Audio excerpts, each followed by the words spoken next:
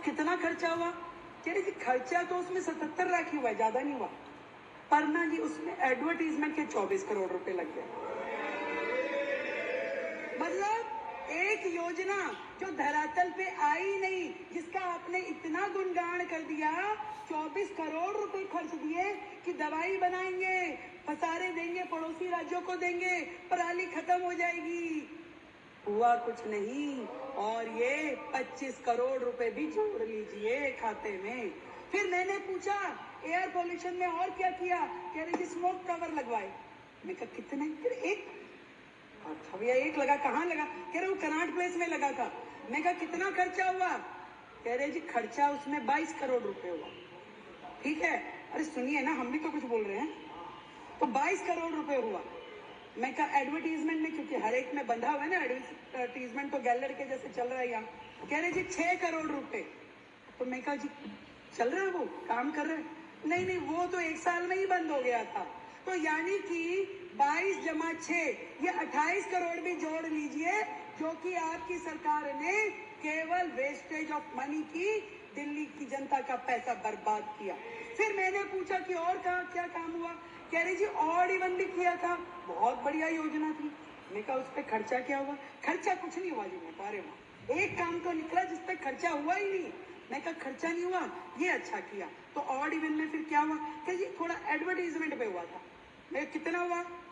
कह रहे जी एडवर्टीजमेंट में 19-20 में तो हुआ 11 करोड़, 20-21 में हुआ 16 करोड़, और 21-22 में हुआ 26 करोड़। वो योजना जो ऑड इवन गाड़ियां, किस बात का खर्चा भाई? आपने एक संदेश देना था कि जी आप ऑड इवन, जिसका रिजल्ट कुछ नहीं निकला, जिसका फायदा कुछ नहीं हुआ, परंतु उस पे आपने जोड़ना। आतिशी जी जरा मेरा, अब तो समझ ही रही हैं। तो ये सारा खर्चा जो पिछली सरकार ने केवल एडवर्टीजमेंट पे खर्च किया, कमाल ही है, कमाल। और बताती हूँ, बात यहीं खत्म हो जाती तो और बात थी, पर आगे देखिए, वो समय आया जब कोविड का समय था, दुनिया मर रही थी, दिल्ली रो रही थी। हेल्थ सेक्टर में इन्होंने क्या किया? कोविड अवेयरनेस के प्रोग्राम किए। 19-20 में 13 करोड़, 20-21 में 80 करोड़, 21-22 में 84 करोड़। एक बेड नहीं दिया गया इनसे, एक सुविधा नहीं दी गई इनसे, दिल्ली वालों के लिए कोई काम नहीं किया गया इनसे, पर एडवर्टीजमेंट पे करोड़ों रुपए खर्च दिए। ये है आपदा की सरकार। उसके बाद सुनिए, अरे संजीव जी सुन लीजिए, हमने आपके लिए सुना भी और आपके लिए शेर भी लिखा, सुन लीजिए। डेंगू अवेयरनेस, अब डेंगू की अवेयरनेस काम एमसीडी का, पर अवेयरनेस कैंपेन यहाँ चल रहा था। 19-20 में 20 करोड़, 20-21 में 16 करोड़, 21-22 में 33 करोड़। ये डेंगू की एडवर्टीजमेंट का खर्चा है, जिसमें आपने काम कुछ भी नहीं किया, सिर्फ एडवर्टीजमेंट का खर्चा है। और सुनिए, करने वाला जो काम था, दिल्ली में कोविड से जो लोग मरे, जो आर्थिक सहायता उनको दी जानी चाहिए थी, कितने लोगों को दी? मात्र 97 लोगों को, 97 ओनली। क्या दिल्ली में, मैं आपसे पूछना चाहती हूँ, कोविड से केवल 97 लोग मरे थे जिनको आपने मदद दी? उनको आपने 97 लोगों को जो मुआवजा दिया, उसके ऊपर भी आपने एडवर्टीजमेंट का खर्चा किया 17 करोड़ रुपए। 17 करोड़ रुपए जोड़ लीजिए, कुछ शर्म के साथ में जोड़िए सरकार के ये सारे खर्चे। एजुकेशन के बहुत सारे हेड तो आशीष जी ने बता दिए, फिर भी छोटे छोटे मैं बोलती हूँ। जो योजनाएं आपकी थी, बिजनेस ब्लास्टर में खर्चा किया 54 करोड़, और उस पे एडवर्टीजमेंट की 90 करोड़। देश के मेंट्योर खर्चा किया 1 करोड़ रुपए, और उस पे एडवर्टीजमेंट करी 28 करोड़ रुपए की। हैप्पीनेस करिकुलम, जिसमें खर्चा किया 20 करोड़ रुपए, नहीं खर्चा कुछ नहीं किया, ये एड है, सॉरी, एड की 11 करोड़ की, और 20 करोड़ की और उस पर खर्चा किया 3 करोड़ रुपए। देशभक्ति करिकुलम 11 करोड़ की एडवर्टीजमेंट, खर्चा कुछ नहीं। क्यों?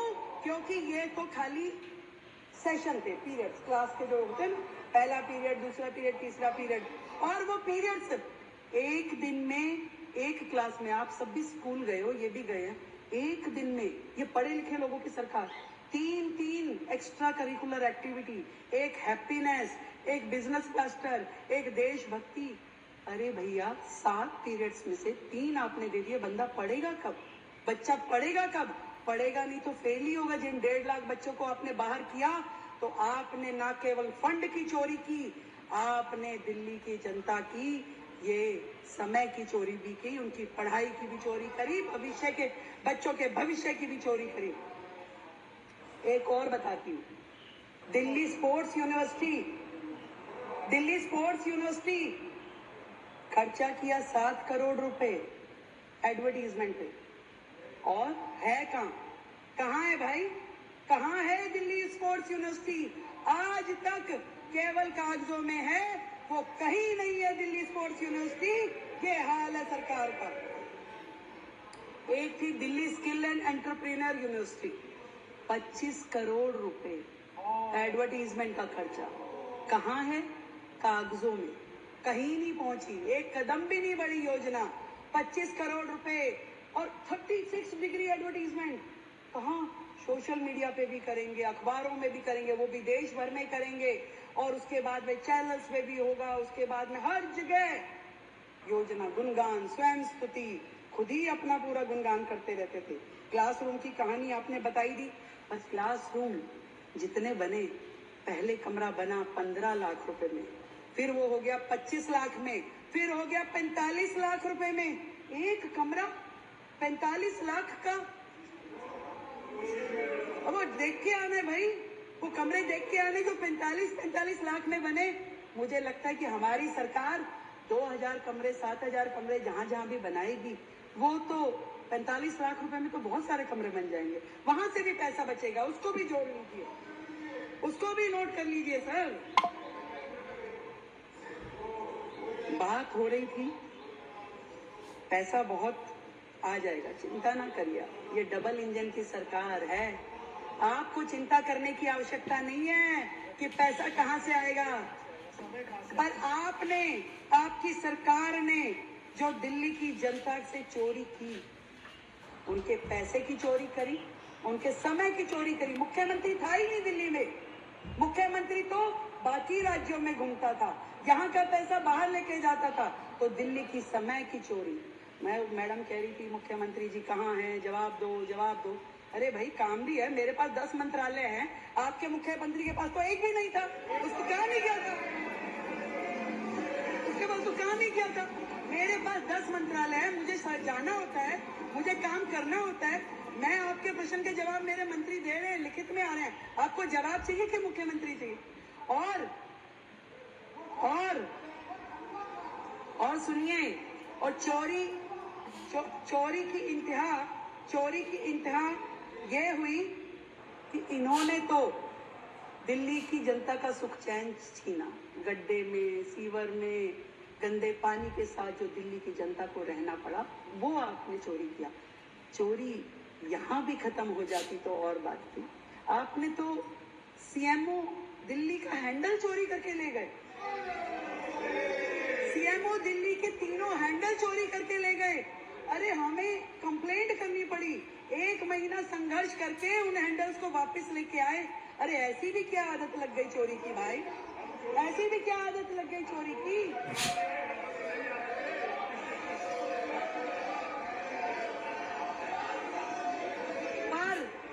पर मैं बताती हूँ,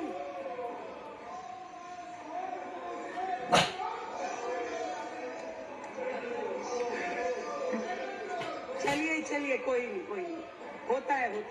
देखिए, इन्हीं विघ्नों के साथ हमें ये सरकार चलानी पड़ेगी।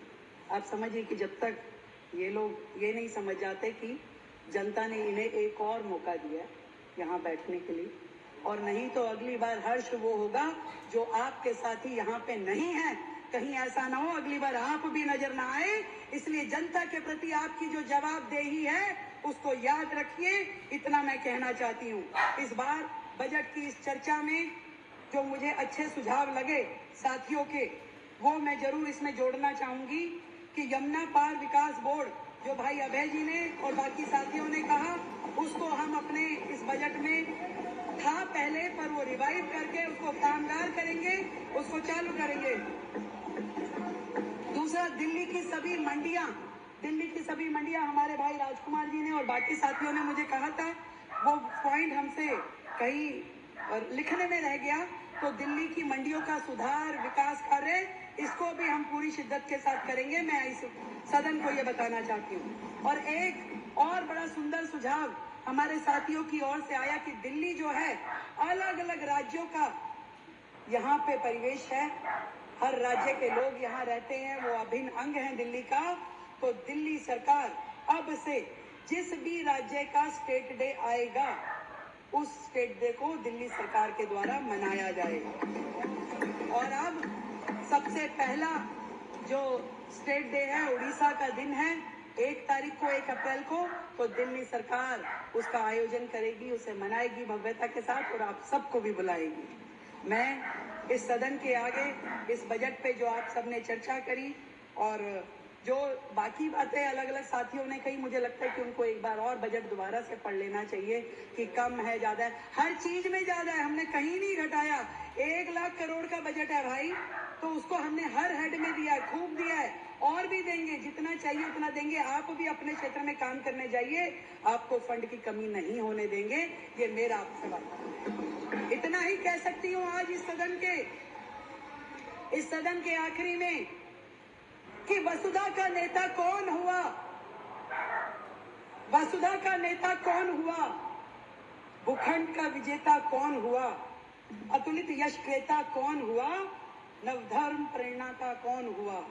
फिर से बोलती हूँ, वसुधा का नेता कौन हुआ, भूखंड विजेता कौन हुआ, अतुलित यश क्रेता कौन हुआ, नवधर्म प्रेरणाता कौन हुआ, जिसने न कभी आराम किया, विघटनों में रह के काम किया। तो काम करेंगे। हमें पता है कि विघटनकारी शक्तियां हमारे साथ साथ पीछे पीछे चलती रहेंगी, फिर लाएंगी पोस्टर, 2,500 कब दोगे, देंगे देंगे, पक्का देंगे, हमारा वादा है दिल्ली की जनता से देंगे। पर हमें ये मालूम है कि आपकी तरह हम योजनाएं शुरू करके बंद करने वाले नहीं है। ये हर महीने की देनदारी है, इसको पूरे योजनाबद्ध तरीके से देंगे ताकि किसी बहन के साथ अन्याय ना हो, पूरी तरीके से देंगे। आपकी तरह योजनाएं चालू करके बंद करने वाले हम नहीं हैं। हेड में पैसे रख करके जीरो खर्चा करने वाले हम नहीं हैं। हम दिल्ली की जनता के साथ न्याय करेंगे और उनके लिए सारे काम करेंगे। आप तो बस केवल देखते जाइए और मिल करके यदि कर सके तो साथ में चलिए और साथ में चल के दिल्ली की जनता के साथ में हम लोग आगे बढ़े। मैं इस बजट को आगे ले जाते हुए जो देखिए, इस बजट के सारी चीजें मुझे लगता है कि मैंने पूरी कर ली है। जो सुझाव मेरे पास आए थे, इसमें कोई मुझसे छूटा नहीं है और छूट भी जाएगा मान लीजिए, तो आप चिंता ना करें। ये सरकार आपके विचार के साथ में खुली है, आपके सुझाव आएंगे और अच्छे सुझावों के साथ में दिल्ली को आगे बढ़ाने का काम हमारी सरकार करेगी।